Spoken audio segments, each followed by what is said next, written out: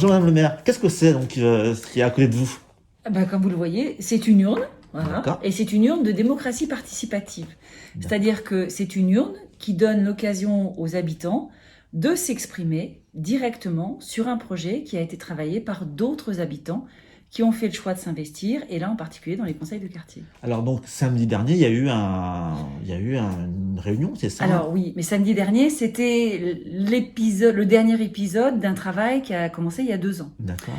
En fait, lorsque nous avons été élus sur la base d'un programme, et dans ce programme figurait notre objectif de mettre en place des outils de démocratie participative. D'accord. C'est quoi la démocratie participative?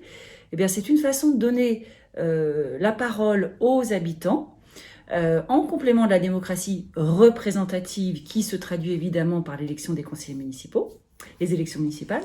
Et en fait, dans ce cadre, nous avions déjà le conseil municipal des enfants, le conseil municipal des jeunes, nous avons mis en place un conseil des sages et nous avons mis en place des conseils de quartier. Et donc, se sont présentés des habitants qui souhaitaient s'investir plus particulièrement sur la vie de leur quartier. Et ça, c'était il y a bientôt 2 ans.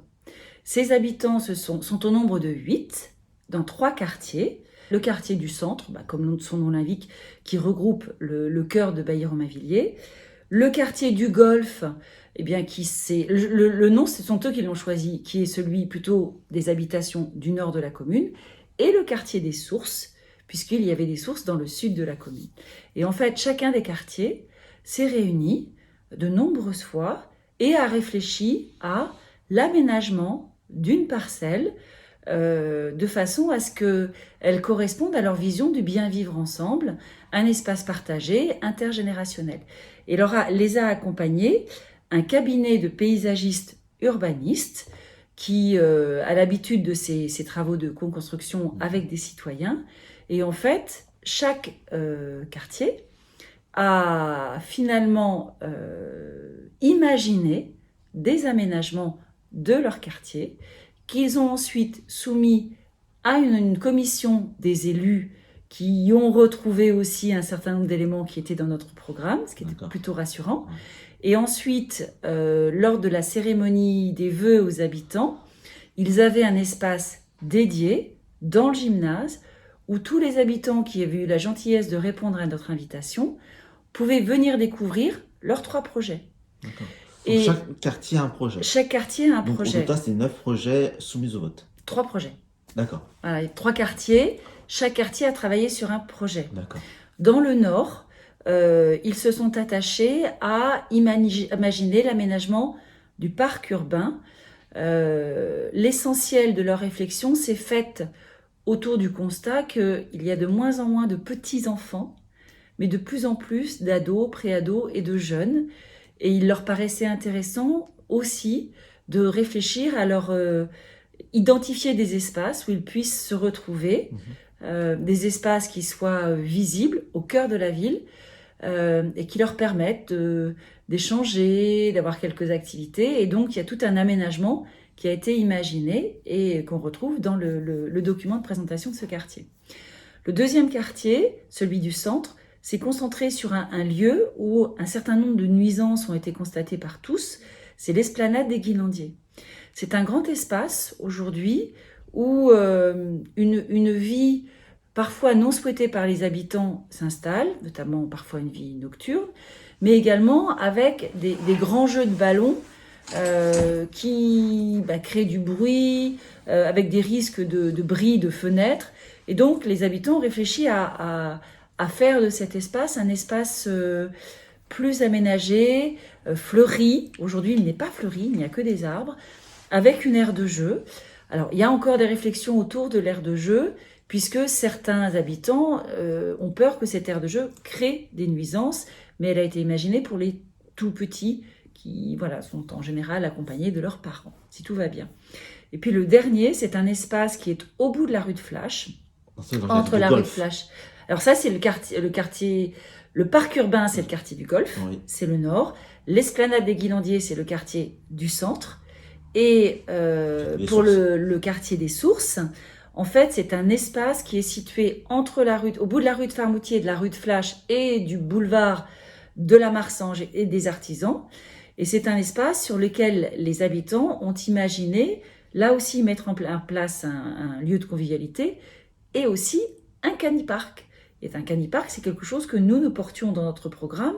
Donc on est plutôt rassurés de voir que le programme qui était le nôtre et ce à quoi réfléchissent les habitants convergent. Donc, après cette présentation lors des vœux, samedi matin, la salle du conseil était à eux, aux membres des conseils du quartier. C'est-à-dire qu'elle leur était mise à disposition pour accueillir, une matinée porte ouverte, tous les habitants qui veulent venir consulter le projet, discuter avec eux, les questionner sur pourquoi avez-vous pris cette option-là et pourquoi pas une autre. Ça a duré toute la matinée. Ils ont reçu des dizaines d'habitants qui sont venus, avec lesquels ils ont échangé, chacun portant son projet. Et aujourd'hui, nous sommes à la dernière phase d'accompagnement de ces projets, puisque aujourd'hui, ce sont les citoyens qui peuvent voter en ligne ou en papier dans l'urne qui est ici et qui est installée en mairie, pour exprimer lequel de ces 3 projets ils souhaitent voir réalisé en premier. D'accord. Et donc en C'est vrai fait, que c'est les ce deux autres projets vote. se réaliseront quand même. Oui, plus tard. D'accord. Mais du coup, pour des raisons budgétaires évidentes, D'accord. il faut séquencer. Et donc on donne la parole aux citoyens, un petit peu comme un référendum en fait, voilà, pour qu'ils nous disent voilà sur quel projet les élus et donc les services doivent-ils travailler pour le mettre en œuvre en premier, avant le deuxième et le troisième.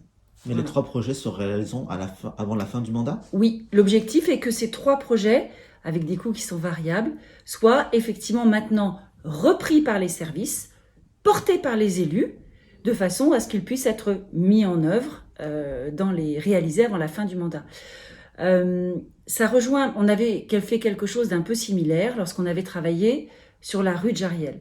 Mais la rue de Jariel était un engagement que nous avions pris très fort, prégnant et urgent. C'est une rue qui avait besoin d'être réaménagée, en particulier puisque c'était devenu un espace où en fait, notamment les familles et les enfants qui vont à l'école des Girandoles n'avaient plus d'espace piétonnier sécurisé. Et donc nous avons, mais là, les élus directs ont invité l'ensemble des habitants de la rue de Jariel à 2 reprises pour les entendre sur les objectifs qu'ils voulaient qu'on intègre dans la réflexion d'urbanistes, et ensuite pour leur présenter le projet. Et aujourd'hui, la rue de Jariel a été refaite. Nous avons de très bons retours des habitants. Il y a encore 2-3 sujets de verdissement et de plantation d'arbres, mais il fallait attendre la saison. Et donc voilà. Et pour revenir au conseil des quartiers, les élus du conseil de quartier arrivent aujourd'hui en fin de mandat. Et donc nous allons bientôt de nouveau procéder à l'élection des nouveaux conseils de quartier avec des nouveaux participants. Peut-être retrouverons-nous les mêmes. Et cette fois-ci, qui réfléchiront à une autre thématique que l'aménagement de l'espace, l'aménagement du sol. Ce sera à voir ensuite avec eux. Les citoyens ont jusqu'à quand pour voter? Alors en fait, le vote a démarré samedi dernier, donc nous étions le 4 février, et ils ont à peu près 1 mois, puisque nous avons laissé toute cette période jusqu'aux vacances scolaires, puis la période des vacances scolaires, et donc le vote se terminera au retour des prochaines vacances scolaires d'hiver. Je voudrais saluer l'engagement, la disponibilité, la pugnacité, la disponibilité et le travail de tous ces conseillers de quartier qui se sont investis dans leur mission, parce que au-delà de leur désignation comme membre de ce conseil de quartier sur la base de leur candidature et du bénévolat, ils ont vraiment travaillé sérieusement. Ils portent leurs projets, ils sont là pour les présenter aux habitants, ils sont là pour les défendre, et c'est suffisamment remarquable pour être salué. Voilà, donc bravo à eux.